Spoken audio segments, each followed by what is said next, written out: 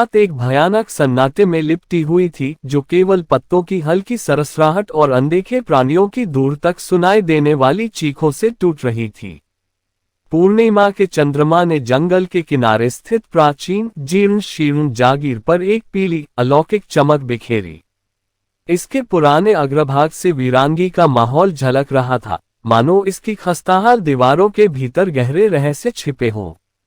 इस उजाड़ परिदृश्य में हम अपने नायक ऋषि से मिलते हैं, जो एक युवा और संशयवादी असाधारण अन्वेषक है। ऋषि ने वर्षों तक जागीर की भूत प्रेत की कहानियां सुनी थीं और उन्हें केवल अंधविश्वास कहकर खारिज कर दिया था। लेकिन एक पत्र आया था, उसे संबोधित करते हुए उस पर कोई हस्ताक्षर या वापसी का पता नहीं था। इसकी सामग्री गूढ़ और पूर्वाभास देने वाली थी, जो ऋषि को अदृश्य छाया के बारे में सच्चाई को उजागर करने के लिए आमंत्रित करती थी, जिसने जागीर को त्रस्त कर दिया था। पहला अध्याय ऋषि के झिझकते कदमों से शुरू होता है जब वह जागीर के पास पहुंचता है। चांद की रोशनी उबड़ खाबड़ रास्ते पर अजीब तरह से नृत्य करती है, लंबी छायाएं बिखेरती है जो उसकी ओर बढ़ती हुई प्रतीत होती है। जैसे ही वह चरमराते गेट को खोलने के लिए कांपता हुआ हाथ उठाता है, उसका दिल तेजी से धड़कने लगता है, जिससे उसकी रीढ़ में सिहरन दौड़ जाती है। जागीर का आंतरिक भाग अंधेरे और क्षय का एक स्वर है। भव्य प्रवेश द्वार पर मकड़ी के जाले अंतिम संस्कार के कफन की तरह लगे हुए हैं, और हवा एक बासी, लंबे समय से भूली हुई खुशबू से भरी हुई है। ऋषि की टॉर्च टिमटिमाती है, जिससे प्रकाश की अनिश्चित किरणें निकलती हैं जो सफेद चादरों से ढके धूल भरे फर्नीचर की झलक दिखाती हैं।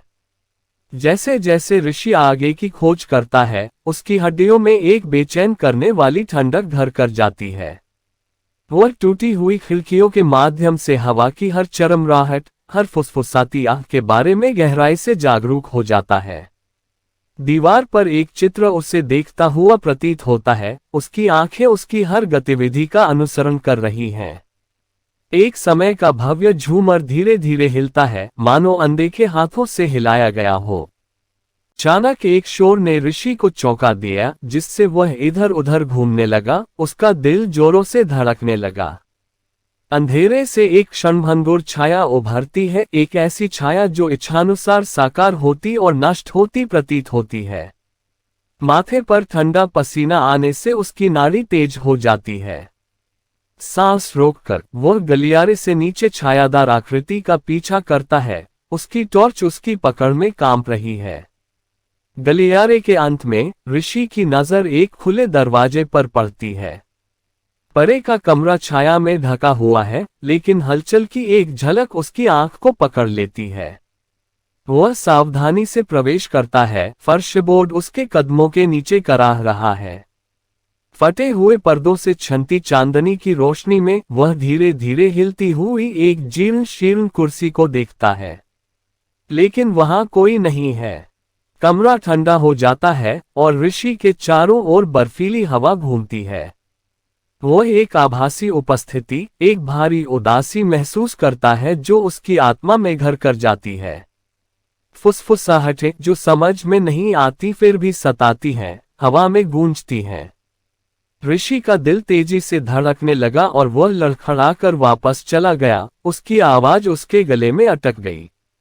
जैसे ही अध्याय समाप्त होता है, ऋषि जागीर से बाहर निकलता है, उसकी सांसें उखड़ जाती हैं, उसका मन उस भयानक मुठभेड़ से घबरा जाता है। वह चांदनी में डूबी जागीर को देखता है और उसके मन में पूर्वाभास की भावना घर कर जाती है। अज्ञात की यात्रा अभी शुरू हुई है और ऋषि को एहसास होता है कि अदृश्य छाया उससे कहीं अधिक वास्तविक और भयानक है जितना उन्होंने कभी सोचा था। और इसलिए अदृश्य छाया भैरा सिंधाना का पहला अध्याय रहस्य और डरावनी की एक झकझोर देने वाली कहानी के लिए मंच तैयार करता है, क्योंकि ऋषि प्रेतवादित जागीर के रहस्यों को गहराई से उजागर करता है और भीतर छिपी दुष्ट ताकतों का सामना करता है।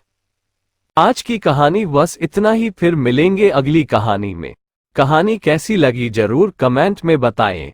कहानी अच्छी लगी तो लाइक और शेयर कर कहानी को आगे बढ़ाएं ताकि और लोगों को भी वीडियो देखने का मौका मिले।